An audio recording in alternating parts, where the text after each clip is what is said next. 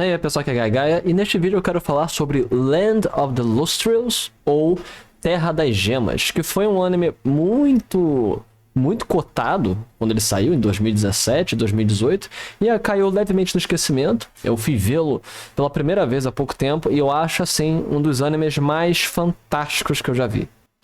Neste vídeo eu não vou dar spoilers, vou falar sobre temáticas centrais, até para ver se você tem interesse em assistir, e vou dar direcionamentos, e eu talvez faça mais vídeos no futuro sobre a Terra das Gemas, ou Terra das Joias, depende de como você queira traduzir. E eu faço isso porque o mangá está chegando em seu final. A autora já disse que está nos últimos capítulos. Alguns acreditam que o mangá deve terminar no capítulo 108 ou 109, por questões simbólicas budistas, já que o budismo é uma das partes centrais deste anime. Então, neste vídeo, eu irei fazer um resumo bem simples da história. Daí eu irei falar sobre algumas temáticas, sobre a questão do budismo, sobre a questão do trabalho, sobre a questão da transformação, sobre a questão de gênero e algumas relações com outros tipos de mídias. Como sempre, se você gosta desse tipo de vídeo, você pode seguir o canal, se inscrever, ligar o sininho, entre outras questões. E vamos valorizar aqui um dos animes mais únicos e fantásticos que eu já vi. Então, Land of the Lustrels, ou Terra das Gemas, Terra das Joias, nós seguimos como personagem principal Foz. Foz é essa, ou esse gema que nós observamos aí, que é um mundo onde todas as criaturas que nós seguimos, principalmente, são gemas vivas e que seguem uma ordem diante do mestre Adamantino ou Adamante. Adamante é um homem, é um monge clássico, com os hobbies budistas, toda a questão do colar budista, e ele é o governador, o centro dessa sociedade governada por essas joias. Essas criaturas joias, e todas elas são de um tipo de joia específica. Essa é a da Foz, fosfolite, aí você tem esmeralda, você tem diamante branco, diamante amarelo, você tem berete, você tem várias joias, que elas formam essas criaturas vivas. O mundo se passa numa época onde pequenos micro-organismos no fundo dos mares, eles se juntaram coletando os pedaços, fragmentos de joia, e esses micro-organismos, quando se juntaram o suficiente, dão vida a essas joias sencientes. Isso é um fato muito raro, só existe um representante de cada um dos tipos de joias, enquanto que você pode até criar corpos. Isso a gente vê no anime, outros corpos surgem, mas eles não costumam ter vida. É muito raro, é um processo muito difícil, e parece que só existe um para cada um dos tipos de joias que nós observamos. Essa sociedade, ela se reúne e se divide pelo nível de dureza e maleabilidade, capacidade de resistência das joias, e uma função é dada para cada uma das joias pelo Adamante, pelo monge, pelo rei, pelo monge determinante, que ele administra a sociedade e cuida de todas as joias como se fossem seus filhos, suas filhas. É muito importante notar que as joias não têm gênero. Elas literalmente são, apesar de parecer uma forma feminina, elas têm assim o ombro e o quadril muito femininos, essas formas femininas, mas elas não têm seios.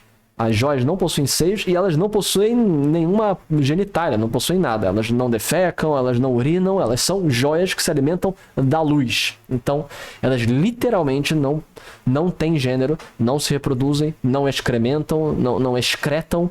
Então, elas não têm nenhuma dessas questões, elas não se alimentam, elas não têm órgãos. E isso é muito interessante. No original japonês, a escrita é feita em neutro. Mas, normalmente, nas mídias externas, elas são tratadas como feminino, até mesmo porque joia costuma ser uma palavra feminina. E o corpo nós imaginamos mais como feminino, apesar de não ser nem homem nem mulher, serem completamente agêneros. Inclusive, eu vou tentar falar no neutro aqui nesse vídeo, na melhor das minhas capacidades, mas retornando, essa é a premissa. Essas joias, vamos tentar falar no neutro, joias... Na verdade, você tem que combinar com o feminino, porque joia é feminino. Então, essas joias são divididas em trabalhos pelo monge, e entre todos os trabalhos, o mais importante é o de combate contra o povo da Lua. Porque tem um povo estranho que aparece da Lua, que essencialmente são como karmas budistas. Eles são como espíritos budistas, com toda a simbologia budista, das lanças e das flechas, que aparecem para destruir essas criaturas, para destruir as joias e pegar os pedaços dos corpos das joias para utilizar como ornamentação. Ponto, essa é a premissa, não irei trabalhar mais longamente sobre isso.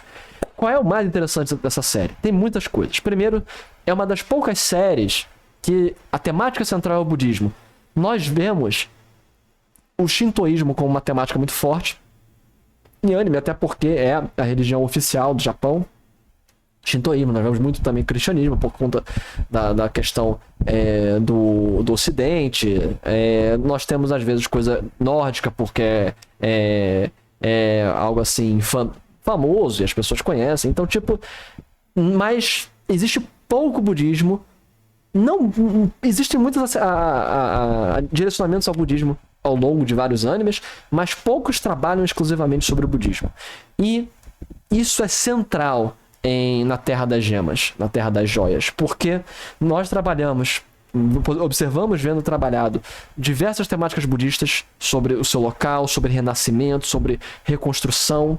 As joias têm seus valores específicos com a virtude budista, cada uma das joias.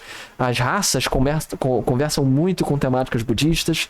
Nós vemos ciclos de vida e ciclos de morte, como no budismo. E, especificamente, é por isso que as pessoas falam sobre que o mangá vai acabar com o capítulo 108. A autora já falou que está terminando o mangá, e o ciclo de 108 anos é muito importante para os Budas, para a prática budista. Então, você tem 108 pérolas que formam um colar. Então, tipo, muito provavelmente será terminado no 108, ou se quiser ir além para indicar o início de um novo ciclo, seria no 109. Então as pessoas estão acreditando. Já está no 103 o capítulo e já está caminhando para o término no mangá. E muito provavelmente, quando terminar o mangá, deve sair uma nova temporada do anime para finalizar, ou as 2 novas temporadas que fazem, porque cada temporada toma 4 volumes e parece que vão ser 12 volumes no total. Então, estamos realmente no final dentro do mangá.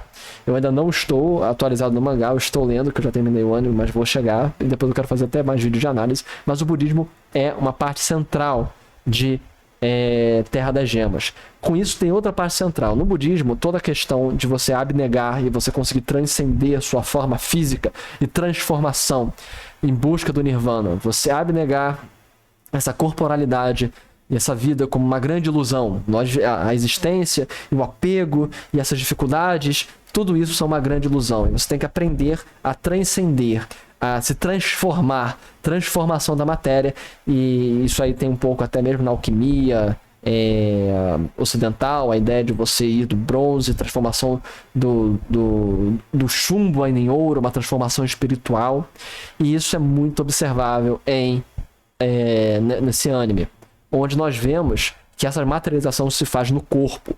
A destruição do corpo é uma temática constante nas gemas, porque as joias são imortais. Desde que os pedaços sejam capturados, e você pode pegar outros materiais excedentes das joias e para tentar reconstituir o corpo das que foram destruídas, elas simplesmente não morrem. Então você tem cenas bem grotescas de destruição do corpo, obliteração, onde a pessoa é completamente fragmentada, mas depois ela é reconstruída.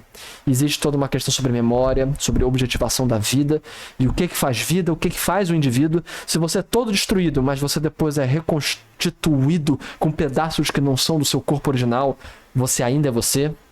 Então, tem temáticas muito importantes. A transformação, que é um aspecto importante budista, é um foco absolutamente central dentro do anime, incluindo também o trabalho e o objetivo de vida. O trabalho como formação e identificação do seu karma, da sua destinação dentro do mundo, é muito importante para o budismo, onde você tem que encontrar a sua fundamentação e como você vai ascender dentro desse mundo a partir das funções que você toma na sociedade, como um membro integrante dela.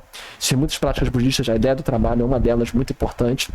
O trabalho como uma construção, não só sua como indivíduo, como dentro da comunidade. Isso não só a questão da individualidade é muito é muito vexaminosa dentro do budismo. O indivíduo que tenta se sobressair e abarcar e esmagar a sociedade na qual ele se encontra. Coisa completamente oposta ao pensamento majoritário ocidental. E a ideia do trabalho, o objetivo de vida, encontrar o seu caminho, são fundamentais dentro dessa série. Pra gente terminar aqui, tem 2 pontos também. Eu até falei um pouco, as gemas, elas são agêneras. Isso, eu acho que essa é a série que melhor trabalha isso, ou que trabalha essa ideia que eu já vi. No mangá, no anime, até porque, vendo do ponto de vista ocidental e com legenda ocidental, eu não consigo deixar de ver as figuras como femininas. Até porque a gente não vê as figuras nuas.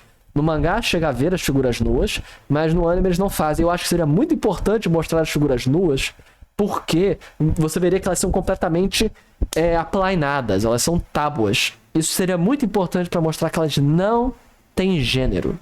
Então, seria muito importante, mas como não aparece, como...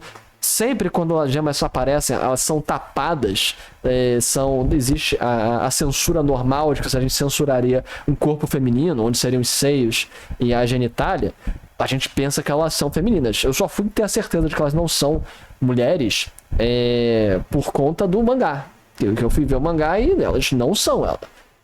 Eles são agêneres. Essa é a grande questão. Eles são neutros.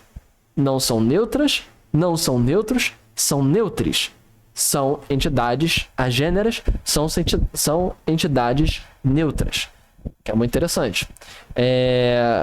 Existem algumas críticas específicas sobre isso, mas se eu fizer um vídeo específico sobre gêneros neutros, gêneros não binários, etc., para abordar a Terra das Gemas, eu falo específico sobre isso.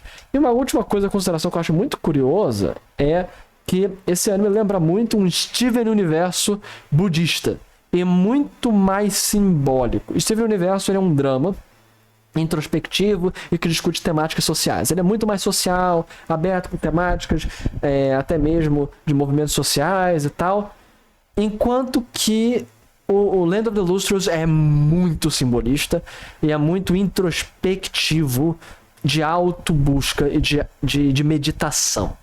Não é um anime assim pra todo mundo. Tem muitos momentos de pausa, tem muitos momentos de reflexão. Eu acho que ele tem problemas, eu não acho que ele é o melhor dos animes. O mangá é muito melhor. O anime especificamente é muito corrido. Infelizmente eu não posso dar uma nota muito alta pro anime porque ele é muito corrido, tinha que ter mais episódios. Tem poucos episódios e para as temáticas, para as coisas, é um anime que precisaria... Eu acho que eles ficaram com muito medo. Ele precisava ser mais grotesco, precisava ser mais destrutivo, precisava ser ter mais tempo para trabalhar. O mangá é um dos mangás mais lindos que eu já vi em termos de composição de imagem e tal. Então o anime precisava de mais episódios e precisava de mais esmero, mais habilidade na composição das imagens para trabalhar bem algo tão profundo como foi as temáticas levantadas no mangá. Eu irei continuar lendo o mangá. Estamos no terminal, já nos términos dessa série, e ela é fantástica. Eu sugiro a todos que vejam o anime e que possivelmente leiam o mangá se tiverem essa possibilidade. Então, aqui foi a Gaia comentando sobre o anime de 5 anos atrás, 6 anos atrás, mas que muito provavelmente, assim que terminar o mangá, vai ter a sua temporada final. Então esperem aí, nos próximos 2 anos, ter 2-3 anos, ter a próxima temporada e provavelmente a temporada final de Terra das Gemas. Aqui foi a Gaia, me digam o que vocês acham. Até a próxima, pessoal. Falou!